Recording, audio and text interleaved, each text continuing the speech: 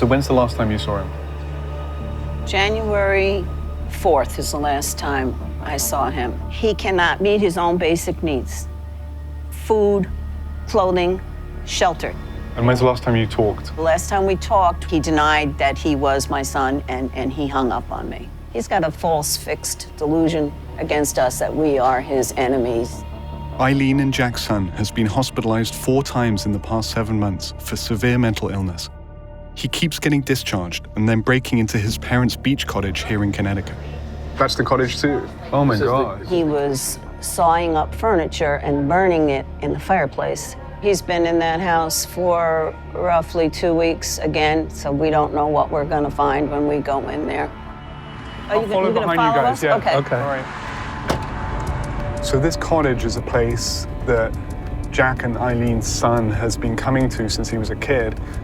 He keeps going back there after getting released from hospital, and this is the first time that they're going to have seen him since January.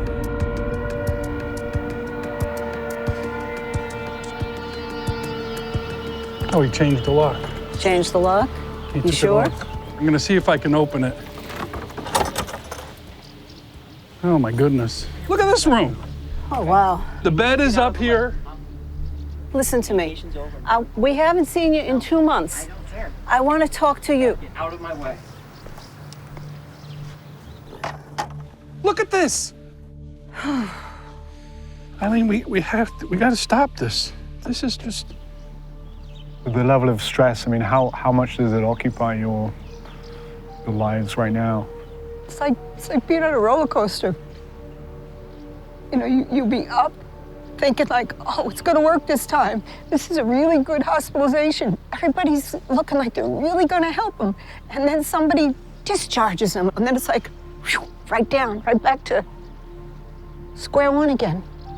Why aren't they able to hold him at the hospital for longer? Why does he get discharged? According to Connecticut state law, he was no longer exhibiting symptoms of psychosis, so we had to discharge him.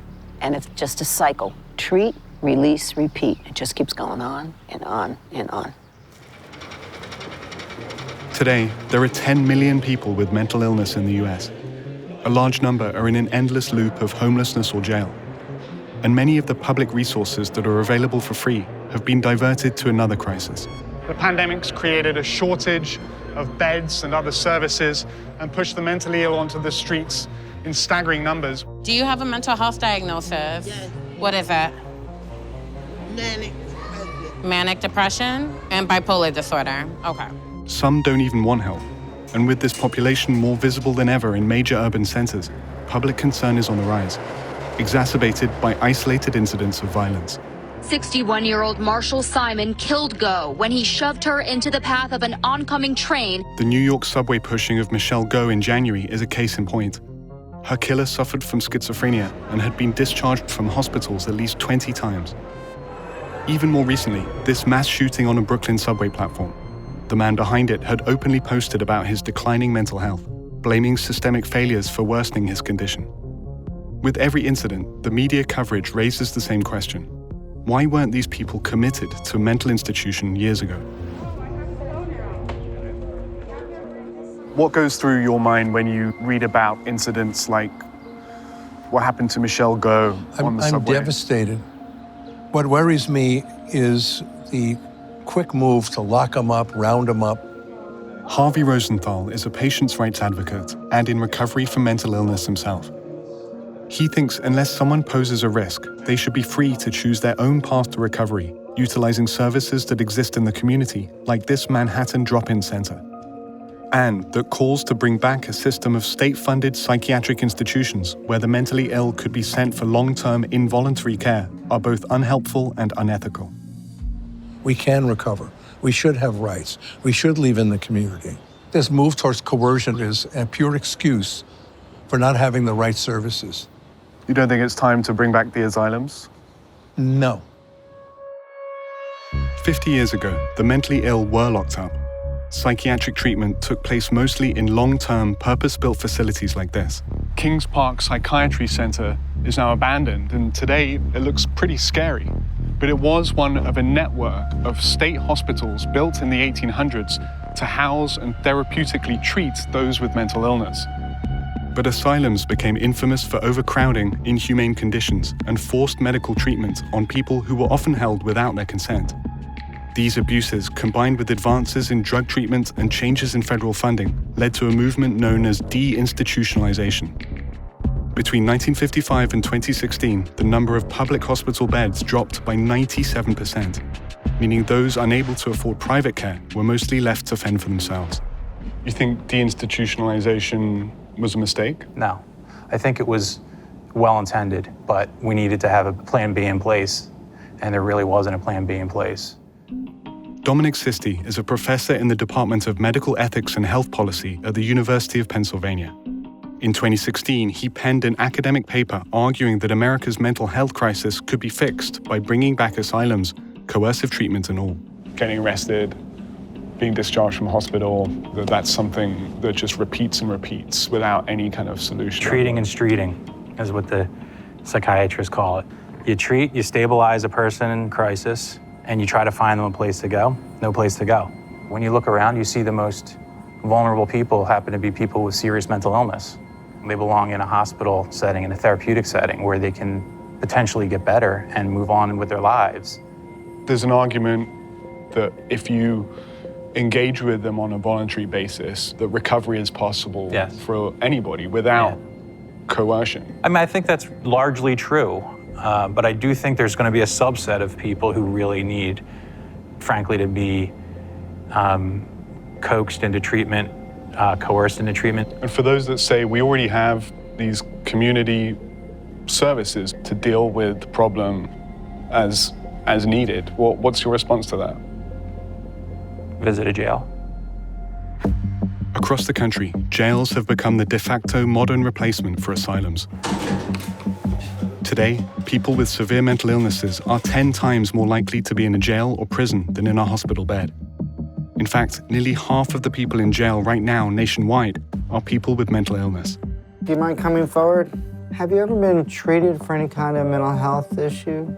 Miami-Dade County Judge Steve Leifman has figured out a different approach, a multi-part program focused on keeping the mentally ill out of jail. Once arrested, individuals are assessed for mental illness and removed from general population if they qualify. Then, rather than treating and streeting, they can agree to complete a community-based care program in exchange for getting their charges dropped. It's not complicated. You have two choices. You can release people with treatment or without treatment, and we know what happens when you release them without treatment. For the last 20 years, the county's program has had a dramatic impact on how those with mental illness are cycled through the criminal justice system. It's resulted in nearly 40% fewer inmates and savings of nearly $40 million from reduced recidivism. The county even closed one of its jails.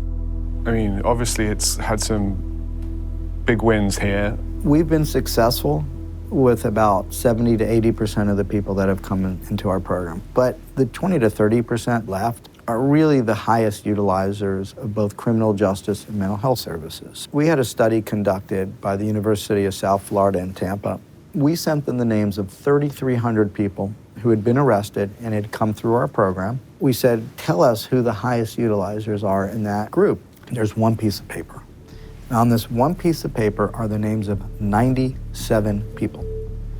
97 people over 5 years were arrested 2,200 times. They spent 27,000 days in the Dade County Jail, and it cost taxpayers in today's dollars $17 million. Just 97? 97 people. And every community in the United States has those 97. I mean, there's no place for those people to go right now, right? Nothing. And that's why this building is so important. Paid for partly with the savings from keeping people out of jail, the county now has a solution. A dedicated, publicly funded facility for the mentally ill, offering a range of services and more than 200 beds. So I'm going to give you a full tour of the building. It's a one-stop shop. It has all the essential elements of recovery in one location. These are nursing and doctor stations, and there's medical offices all along here for exams. We're going to have a program that teaches self-sufficiency, and it's run by people with mental illnesses, and that's going to be in this room. The idea is to rehabilitate. There are classrooms, job training, even a culinary program. Services designed to draw people back into society, even if they're not convinced they want to be there. If they're a high user and they're cycling through this deep end again and again and again, they get to stay, and they can stay if they're either voluntary or involuntary. The vast majority will be involuntary. A taxpayer-funded, secure facility where the mentally ill can be sent to get specialized care with or without their consent. Sound familiar? Yeah, it's an in-between of what we have now and what used to be. What if they don't want to have that kind of treatment? Where do you stand on involuntary care? I think involuntary treatment is necessary. To me, there's nothing civil or right about a man or woman living under a dumpster and eating garbage and thinking that God is telling them to live that way. You are condemning them to a life of hell by not getting them treatment at times. What would meaningful recovery look like for your son? I think it would take some long-term treatment. Involuntary treatment then? Yes, definitely, because he doesn't think he needs it. I would compare it to someone who's got Alzheimer's, who doesn't know they have Alzheimer's. Do they let them live by themselves to set the house on fire? No, they have someone looking over them. Well, he needs someone looking over him too. We just want to help him.